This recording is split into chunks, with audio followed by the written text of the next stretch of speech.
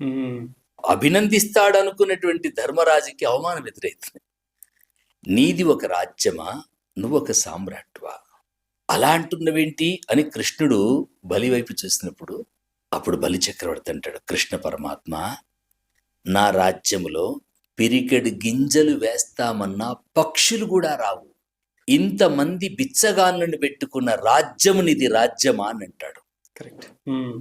ఇంతమంది చెయ్యి చాచి అడిగేటువంటి రాజ్యమా?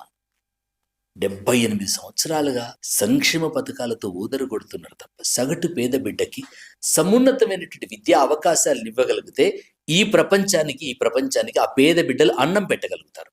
నిజం. అన్ని రంగాల్లో ఆ పేద బిడ్డలు రాణించగలిగితే, ఆ పేద బిడ్డలు సమున్నతంగా వాళ్ళని చదువుకునేటువంటి అవకాశం కల్పించగలిగితే, వాళ్ళకు కావలసినటువంటి దారులను సుగమనం చేయగలిగితే ఈ ప్రపంచానికి అన్నం పెట్టగలుగుతారు. కరెక్ట్.